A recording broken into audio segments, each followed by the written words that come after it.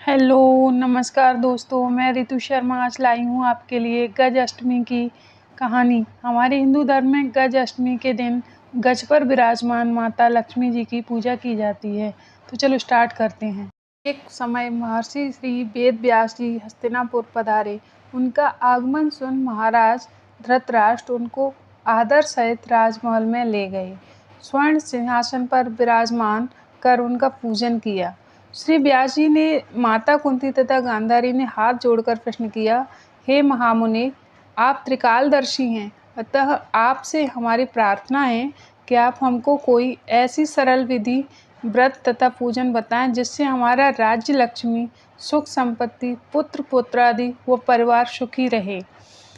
इतना सुनकर श्री वेद व्यास जी कहने लगे, हम एक व्रत का पूजन व वर्णन करते हैं जिससे सदा लक्ष्मी जी का निवास होकर सुख समृद्धि की वृद्धि होती है। यह श्री महालक्ष्मी जी का व्रत है। इसे गज लक्ष्मी व्रत भी कहा जाता है, जिसे प्रतिवर्ष अश्विनी कृष्ण अष्टमी को विधिवत किया जाता है। हे महामुनि, इस व्रत की विधि हमें विस्तार पूर्वक बताने की कृपा करें। तब व्यास जी बोले, हे देवी, यह व्रत भाद्रपद शुक्ल अष्टमी से प्रारंभ किया जाता है। इस दिन स्नान करके 16 सूत्र के धागों का डोरा बनाएं, उसमें 16 गांठ लगाएं, हल्दी से पीला करें, प्रतिदिन 16 दूब व 16 गेहूं के डोरे को चढ़ाएं। अश्विनी यानी कुवार अष्टमी के दिन उपवास रखकर मिट्टी के हाथी श्री महालक्ष्मी जी की प्रतिमा स्थापित कर विधि पूर्वक पूजन करें। इस प्रकार श्रद्धा भक्ति सहित महालक्ष्मी जी का व्रत पूजन करने से आप लोगों की राज्य लक्ष्मी में सदा अभिवृद्धि होती रहेगी। इस प्रकार व्रत का विधान बताकर श्री वेद व्यास जी अपने आश्रम को प्रस्थान कर गए। इधर समय के अनुसार भाद्रपद शुक्ल अष्टमी से गांधारी तथा कुंती अपने अपने महलों में नगर की स्त्रियों सहित व्रत का आरंभ करने लगी। इस प्रकार 15 दिन बीत गए। 16वें दिन अश्विनी कृष्णाष्टमी के दिन गांधारी जी ने नगर की सभी प्रतिष्ठित महिलाओं को पूजन के लिए अपने महल में बुलवा लिया। माता कुंती के यहाँ कोई भी महिला पूजन के लिए नहीं आई। साथ ही माता कुंती को भी गांधारी जी ने नहीं बुलाया। ऐसा करने से माता कुंती अपना बड़ा अपमान समझने लगी। उन्होंने पूजन की कोई तैयारी नहीं की एवं उदास होकर बैठ गईं। जब पांचों पांडव युधिष्ठिर, अर्जुन, भीम, नकुल और सहदेव महल में आए तो कुंती को उदास देखकर पूछा, हे माता, आप इस प्रकार उदास क्यों हैं? आपने पूजन की तैयारी क्यों नहीं की? तब माता कुंती ने कहा, हे पुत्र, आज महालक्ष्मी जी के व्रत का उत्सव गांधारी के महल में मनाया जा रहा है।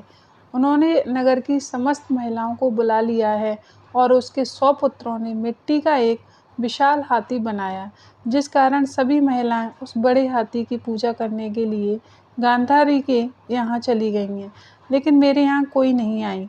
यह सुनकर अर्जुन ने कहा, हे माता, आप पूजन की तैयारी करें और नगर में बुलावा लगवा दें कि हमारे यहाँ स्वर्ग के ऐरावत हाथी की पूजा होगी। इधर माता कुंती ने नगर में ढिंढोरा पिटवा दिया और पूजा की विशाल तैयारियां होने लगीं। उधर अर्जुन ने बाण के द्वारा स्वर्ग से ऐरावत हाथी को बुला लिया। इधर सारे नगर में शोर मच गया कि कुंती के महल में स्वर्ग से इंद्र का ऐरावत हाथी पृथ्वी पर उतारा गया है। यह समाचार सुनकर नगर के सभी नर नारी, बालक एवं बूढ़े वृद्ध सभी भीड़ एकत्रित होने लगी। उधर गांधारी के महल में हलचल मच गई। वहाँ एकत्रित हुई सभी महिलाएं अपनी अपनी थालियां लेकर कुंती के महल की ओर आने लगीं। देखते ही देखते कुंती का सारा महल महिलाओं से भर गया। माता कुंती ने ऐरावत को खड़ा करने हेतु अनेक रंगों के चौक पुरवाए, नवीन रेशमी वस्त्र बिछवा दिए। नगरवासी स्वागत की तैयारी में फूल, माला, गुलाल, केसर हाथों में लिए लाइन में खड़े हो गए। जब स्वर्ग से ऐरावत हाथी पृथ्वी पर उतरने लगा तो उसके आभूषणों की ध्वनि गूंजने लगी। ऐरावत के दर्शन होते ही जय जयकार के नारे लगने लगे। शाम के समय इंद्र का भेजा हुआ हाथी ऐरावत माता कुंती के भवन के चौक में उतर आया। तब सब नर नारियों ने पुष्प, माला, अबीर, गुलाल, केसर आदि सुगंधित पदार्थ चढ़ाकर उसका स्वागत किया। राजपुरोहित द्वारा ऐरावत पर माँ लक्ष्मी जी की मूर्ति स्थापित करके वेद मंत्रोच्चार द्वारा पूजन किया गया। नगरवासियों ने भी महालक्ष्मी पूजन किया।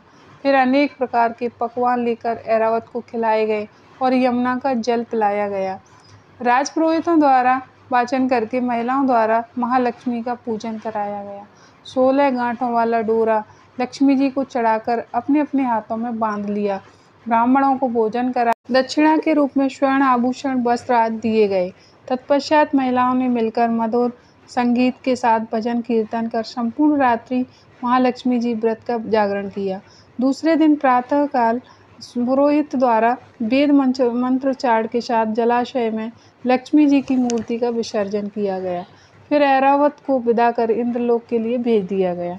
इस प्रकार जो स्त्रियां श्री महालक्ष्मी जी का विधि पूर्वक व्रत एवं पूजन करती हैं, उनके घर धन धान्य से पूर्ण रहते हैं तथा उनके घर में महालक्ष्मी जी सदा निवास करती हैं। इस व्रत हेतु यह स्तुति अवश्य बोलें। महालक्ष्मी नमस्तुभ्यं सुरेश्वरी हरिप्रिये नमस्तुभ्यं दयानिधि। ऐसी ही पौराणिक कहानियाँ सुनने के लिए मेरे चैनल को सब्सक्राइब कीजिए तथा अपने दोस्तों के साथ शेयर भी कीजिएगा। आज के लिए इतना ही। मिलते हैं नेक्स्ट वीडियो में ऐसी ही एक नई कहानी के साथ। तब तक के लिए बाय बाय।